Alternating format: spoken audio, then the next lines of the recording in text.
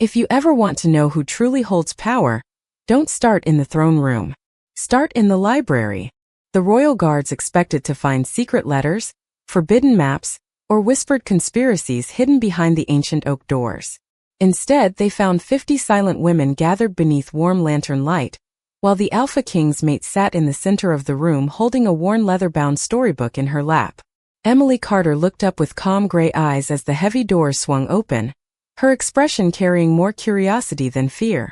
Around her, Omega servants, elderly widows, apprentices, and even 2 young beta mothers froze with books resting on their knees.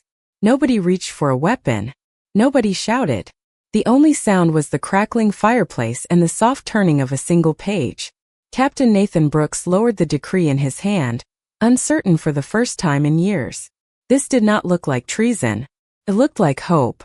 Just 3 months earlier, nobody inside Blackstone Palace had paid much attention to Emily. She was the Alpha King's chosen mate, but the royal court rarely bothered to hide what they thought of her. They called her gentle when they meant weak. They praised her kindness as though it were a flaw. During council meetings she was expected to smile politely, remain silent, and leave decisions to those who considered themselves born to rule. Emily never argued. She simply listened. She noticed which servants ate after everyone else.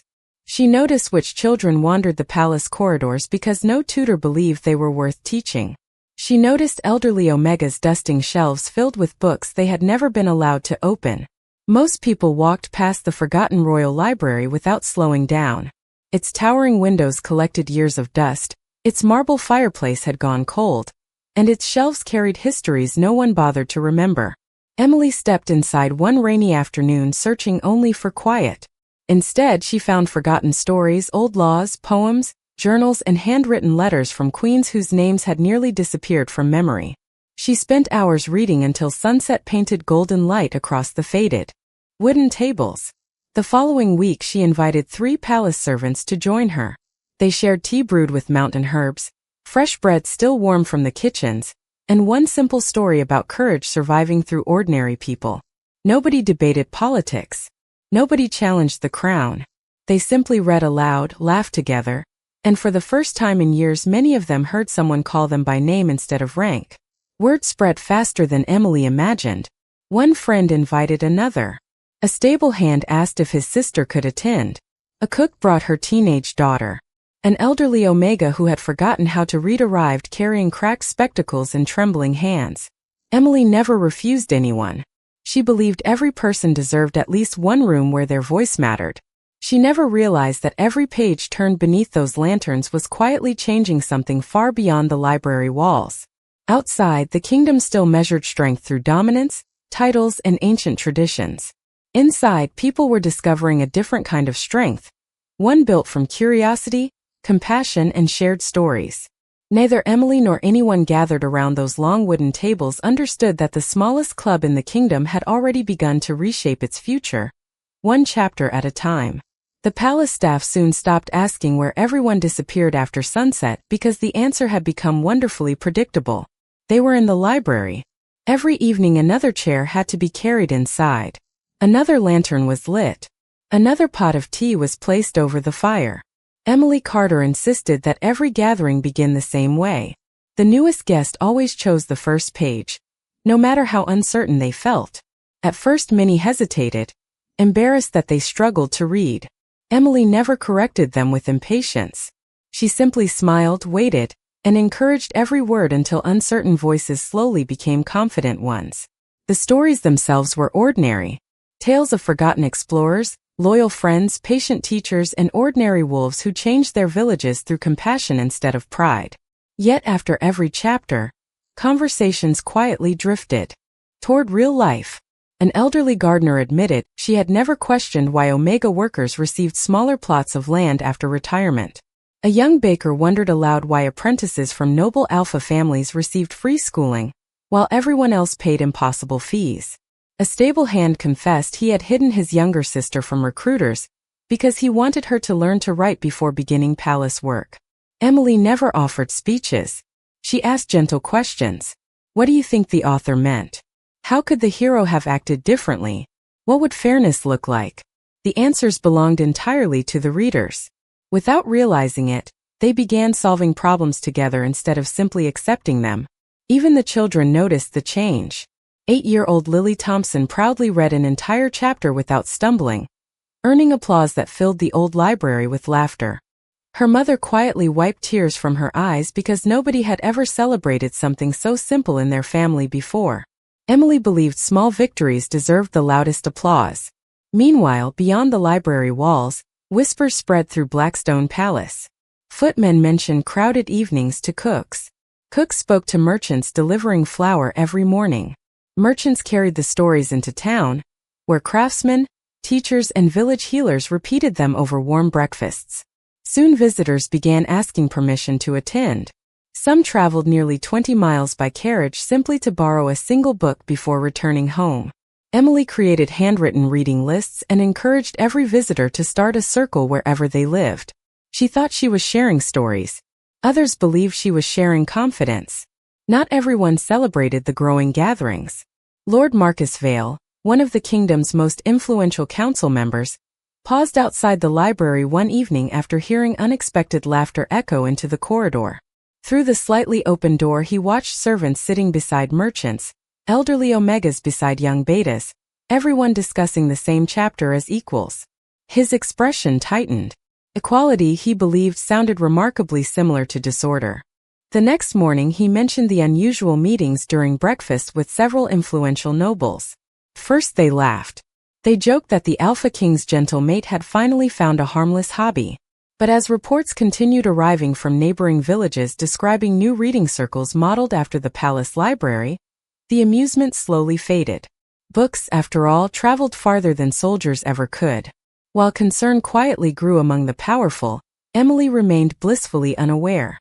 She spent her afternoons repairing torn pages, organizing shelves, and writing personal notes inside borrowed books, asking readers to return not only the stories, but also the ideas they discovered along the way. She believed she was helping people fall in love with reading. She had not yet realized that every borrowed book carried something far more difficult to contain than ink upon paper. It carried questions, and questions had a remarkable way of changing kingdoms. Within weeks, books began traveling farther than anyone inside Blackstone Palace could measure. A blacksmith borrowed a history of forgotten queens and carried it home beneath his coat. A village teacher copied favorite passages onto scraps of parchment, because there were never enough books for every reader. A widow who had once believed her life was nearly over started gathering neighborhood children every Saturday afternoon beneath an old maple tree to read aloud. Emily smiled whenever someone returned a worn volume with folded corners and handwritten notes tucked between the pages. Those little notes became her favorite part. Some readers thanked the previous borrower for recommending a chapter. Others asked thoughtful questions for the next stranger who would someday open the same book. Without planning it, dozens of invisible conversations began stretching across the kingdom. One rainy afternoon, Emily discovered an envelope resting quietly upon the library table. There was no signature, only careful handwriting across the front that read, "Thank you for reminding me that my daughter deserves dreams as large as anyone else's." Inside was a tiny pressed wildflower. Emily carefully placed it between the pages of an old poetry collection, unaware that it would become the first of many anonymous gifts left behind by grateful readers. She believed stories connected hearts because every person carried hidden chapters that deserved understanding. Soon the library walls became covered with simple maps showing where borrowed books had traveled. Colored threads connected villages separated by forests, rivers, and winding mountain roads. Every week another thread appeared. Every week another reading circle formed somewhere beyond the palace gates. Bakers began exchanging recipes before discussing novels. Farmers debated characters while sharing harvest advice. Tailors recommended biographies alongside sewing patterns. Reading had quietly become an excuse for neighbors to know one another again. Emily never instructed anyone to organize communities. She merely encouraged them to keep reading together. Yet every gathering produced friendships that crossed family names, occupations, and long-standing social expectations. One evening, King Alexander Whitmore unexpectedly stopped outside the library after finishing a difficult council session. Through the doorway he watched Emily listening as an elderly shepherd explained why a chapter about forgiveness reminded him of his late wife. She never interrupted. She never hurried anyone. She simply gave every speaker the rare feeling that their words mattered. Alexander remained hidden in the hallway longer than he intended. As ruler, he spent most days hearing demands, reports, and arguments. Inside that room, he heard something almost forgotten. People were listening before they answered. For a brief moment, the burdens of the crown felt strangely lighter. He quietly walked away without announcing his presence. The next morning, he instructed palace servants to restore another unused reading room beside the old library, offering no explanation beyond saying that every useful space deserved purpose. While the king noticed quiet transformation, others noticed growing influence. Lord Marcus Vale collected reports from regional governors describing gatherings where ordinary citizens discussed fairness, education, and cooperation after finishing shared books. Nothing in those reports violated royal law. No speeches called for rebellion. No one challenged the throne. Yet Marcus felt increasingly uneasy because the greatest changes rarely announced themselves with loud voices. They arrived disguised as ordinary habits. By the time another month passed, people across North Haven had stopped asking whether they should begin reading circles. Instead, they asked only one question: which book should we read next? As autumn settled across North Haven, the reading circles developed a tradition Emily had never suggested. At the end of every meeting, each person shared one practical idea inspired by the evening's story. A carpenter offered to repair an elderly neighbor's porch before winter arrived. 2 merchants agreed to teach bookkeeping to young apprentices without charging a single coin. A retired healer organized free lessons on herbal remedies for families living in remote valleys. Every gathering ended with fewer complaints and more promises. People left carrying books beneath one arm and purpose beneath the other. Emily watched these quiet transformations with grateful amazement. She had expected readers to discover beautiful stories. Instead, they were discovering one another. The palace library became brighter each week, not because more candles were added, but because familiar strangers now greeted one another like old friends. Children who once sat silently in the corners now eagerly recommended adventure novels. Elderly readers laughed over forgotten memories sparked by historical biographies. Young workers stayed long after meetings ended, debating ideas while stacking chairs and returning books to their shelves. It felt less like an institution and more like a family that kept growing without asking anyone's permission. One afternoon, a messenger arrived carrying several carefully wrapped packages from neighboring towns. Inside each bundle rested handwritten copies of books too rare to borrow for long. Every copy contained notes in the margins from readers who wanted future strangers to know what certain passages had meant to them. Emily smiled as she realized the kingdom was slowly writing its own conversation across hundreds of pages. No royal decree had ordered it. No council had organized it.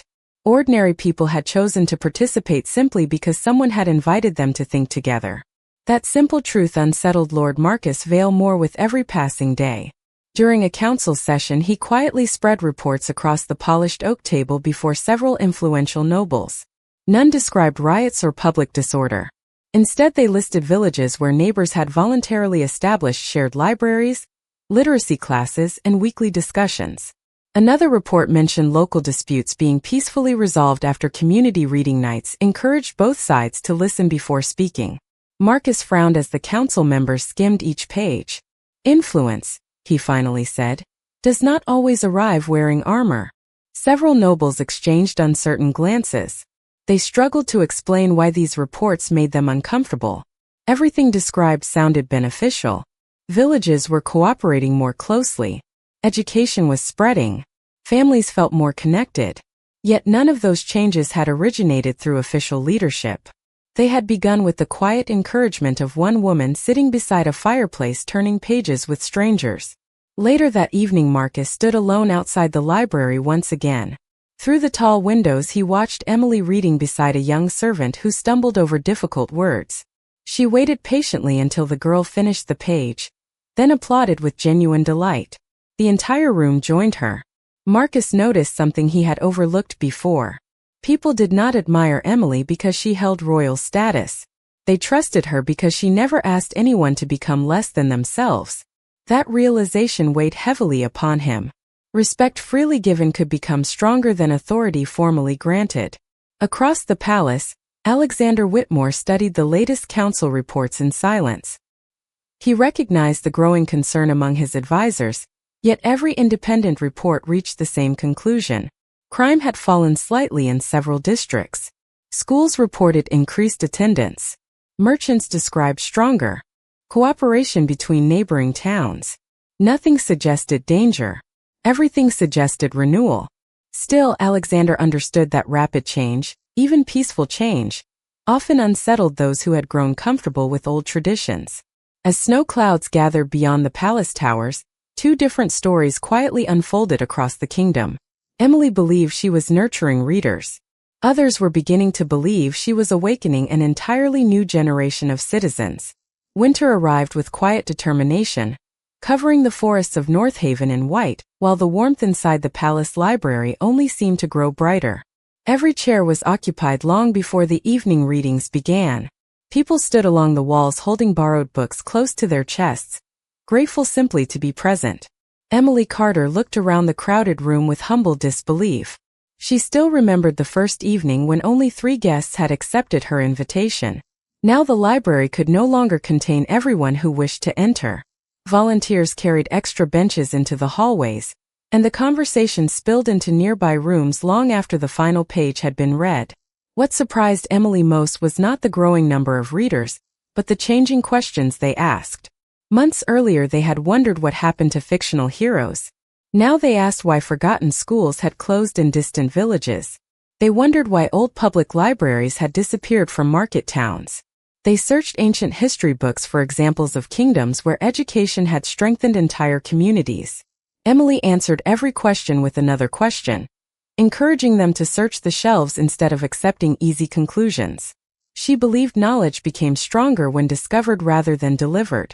Across the kingdom, those same conversations quietly reached village councils, merchant guilds, and neighborhood gatherings. Parents organized shared lessons for children whose families could not afford tutors. Farmers exchanged practical guides alongside novels. Local artisans began teaching apprentices how to read contracts before signing them. None of these efforts required permission from the palace because they were simply neighbors helping neighbors. Yet together they created a pattern that even the royal administration could no longer ignore. Reports continued arriving at the council chamber every morning. Regional governors praised improved cooperation between towns, but also admitted something unusual. Whenever difficult local decisions arose, citizens increasingly gathered around reading circles before presenting thoughtful recommendations to community leaders. The suggestions were respectful, carefully researched, and supported by passages copied from old legal histories and royal archives. Lord Marcus Vale read every report with growing concern. He recognized a shift that others still struggled to describe.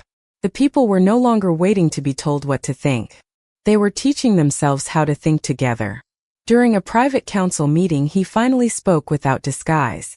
"Your Majesty," Marcus said while placing another stack of reports before Alexander Whitmore, "this is no longer a collection of harmless reading groups. Ideas are traveling faster than royal announcements. Villages are organizing themselves before governors even arrive." Several council members nodded quietly.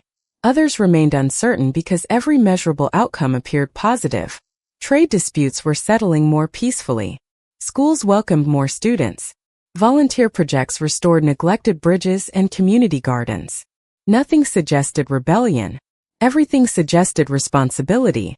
Marcus understood that made the situation even more complicated. A movement built upon trust was difficult to oppose because it offered no obvious enemy. Later that evening Alexander walked alone through the silent corridors until he reached the familiar library doors. He did not enter immediately. Through the windows he watched Emily kneeling beside 2 young brothers helping them sound out difficult words, while an elderly shepherd patiently waited his turn to read the next chapter aloud. Nobody noticed the king standing outside. Nobody changed their behavior because of his presence. They were completely absorbed in learning together. Alexander felt an unexpected mixture of pride and uncertainty. His mate had created something beautiful without seeking influence, yet influence had found her anyway. For the first time since ascending the throne, he wondered whether the greatest challenge facing his kingdom would not come from those who demanded power, but from those who quietly inspired others to believe they could build a better future together. The summons arrived on a morning so quiet that even the palace bells seemed reluctant to interrupt it. Emily Carter had just finished placing newly returned books back onto their shelves when a royal messenger entered the library carrying a sealed invitation marked with the crest of the High Council. She smiled politely, assuming another committee wished to request additional books for a provincial school. Instead, the letter asked her to appear before the full council at sunset to discuss the unexpected influence of the reading circles. Emily folded the parchment carefully and slipped it inside her favorite novel before returning to help a young apprentice choose his first history book. She refused to let one meeting steal the peace of the afternoon. News of the summons, however, traveled through the palace far more quickly than Emily expected. Servants exchanged worried glances in quiet hallways. Librarians suddenly became unusually silent while arranging shelves. Even the children sensed something had changed when they noticed adults whispering instead of laughing before the evening gathering. No one knew exactly what the council intended, but everyone understood that the library had become the center of a conversation much larger than books. Lord Marcus Vale spent the entire afternoon preparing his arguments. Reports from every corner of North Haven covered his desk. None described violence. None accused Emily of breaking royal law. Yet every page documented the same remarkable pattern. Citizens were reading together, asking thoughtful questions, volunteering within their communities, and presenting organized recommendations to local leaders. Marcus believed that such influence could eventually reshape the kingdom without passing through the council chamber. To him, that possibility represented uncertainty, and uncertainty had always made powerful people uncomfortable. Meanwhile, Alexander Whitmore remained alone inside his private study reviewing the identical reports. Unlike Marcus, he paid close attention to what was missing. There were no records of disorder. Trade continued to grow. Villages cooperated more effectively than before. Families requested additional schools instead of additional guards. Every measurable outcome suggested a healthier kingdom. Yet he also understood the responsibility resting upon his shoulders. A ruler could not ignore concerns raised by the council, even when those concerns appeared rooted more in fear than in evidence. As sunset painted the palace towers with shades of amber and gold, Emily walked through the grand corridors carrying only a small leather notebook beneath her arm. She had filled it with favorite quotations copied from dozens of books borrowed over recent months. Not because she planned to defend herself, but because beautiful words had always given her courage during uncertain moments. When she reached the council chamber, towering doors slowly opened to reveal nobles seated around an enormous circular table polished until it reflected the evening light. Marcus greeted her with perfect courtesy, though the tightness in his expression betrayed restless concern. Several advisors watched her with open curiosity. Others avoided meeting her eyes altogether. Alexander sat quietly at the head of the table, his calm expression revealing nothing of the thoughts moving behind it. Emily offered a respectful bow before taking the empty chair prepared for her. For several long moments nobody spoke. The silence itself seemed to carry the weight of the entire kingdom. Finally Marcus folded his hands upon the table and asked a question that surprised everyone in the room. "Lady Emily," he said gently, "did you intend to change North Haven when you invited 3 people to read a single book together?" Emily looked around the chamber, then smiled with complete sincerity. "No," she answered softly. "I only hoped that no one would have to learn alone." The quiet that followed felt deeper than any argument because, for the first time, every person in the chamber realized they were no longer discussing a library. They were discussing the future of the kingdom itself. Emily looked around the great council chamber without a trace of anger. The question Lord Marcus Vale had asked still lingered in the silence, waiting for an explanation larger than a simple answer. She rested her small leather notebook upon the polished table and gently opened it. Between its pages were not speeches or political plans but quotations copied from novels, biographies, poems, and centuries-old journals. Each line had been chosen because someone in the library had once smiled, laughed, or quietly wiped away tears after hearing it. Emily slowly turned a few pages before looking toward the council members. Every book in this notebook was recommended by someone who believed another person deserved hope, she said softly. "I never asked anyone to agree with me. I only asked them to read together." Marcus folded his hands thoughtfully. "Then how do you explain villages changing the way they solve problems?" he asked. Emily answered without hesitation. People who learn to listen to stories often begin listening to one another. Several advisors shifted in their chairs. The response sounded almost too simple, yet no one could dismiss it because every report placed before them supported exactly that conclusion. The reading circles had encouraged conversation before conflict, curiosity before judgment, and cooperation before suspicion. One elderly council member quietly cleared his throat before speaking for the first time. He admitted that his own granddaughter had joined a local reading group only 2 months earlier. Since then, she had convinced neighbors to reopen a neglected schoolhouse using volunteer labor from 3 nearby villages. Another advisor confessed that merchants in his district had begun sharing storage space during difficult harvests after discussing a biography about generosity. One by one, unexpected stories emerged around the table. None had been requested. None had been rehearsed. They simply reflected changes each council member had witnessed without fully connecting them until that moment. Marcus listened carefully, but his concern remained. Good intentions, he said respectfully, have a way of growing beyond the control of those who begin them. What happens when these gatherings start demanding changes that divide the kingdom? Emily closed her notebook and met his eyes with quiet confidence. Then we continue reading, she replied. Because books remind us that every generation faces difficult questions. They also remind us that wisdom is rarely found by refusing to hear another person's story. Her words settled gently across the chamber. Alexander Whitmore had remained silent throughout the discussion, observing not only the conversation but the expressions surrounding the table. He noticed that Emily never defended herself by claiming innocence. She defended the value of learning itself. There was no ambition in her voice, no desire to embarrass the council or challenge the throne. She spoke exactly as she did inside the library, with patience strong enough to lower every raised voice in the room. Alexander finally rose from his chair and walked toward the tall windows overlooking the snow-covered Capitol. Below, families crossed the market square carrying baskets, children hurried between lessons, and merchants prepared for evening trade beneath glowing lanterns. It looked like an ordinary winter evening, yet he suddenly realized that many of those people had probably read the same books now resting upon the shelves of the palace library. They had quietly become connected through ideas instead of commands. Turning back toward the council, Alexander understood something that none of his advisors had yet dared to say aloud. Emily had not built a movement by asking people to follow her. She had simply reminded them that a stronger kingdom could begin with neighbors willing to learn from one another, and that truth was proving far more powerful than anyone had imagined. The council chamber remained silent long after Alexander Whitmore finished speaking. No one hurried to offer another opinion because every familiar argument suddenly felt smaller than the truth now standing before them. Emily Carter had never requested authority. She had never written a manifesto, gathered supporters, or spoken against the throne. She had simply opened a forgotten library and invited strangers to sit beside one another. Yet somehow that simple invitation had restored something the kingdom had been quietly losing for generations. Alexander slowly returned to his seat before resting one hand upon the stack of reports covering the polished table.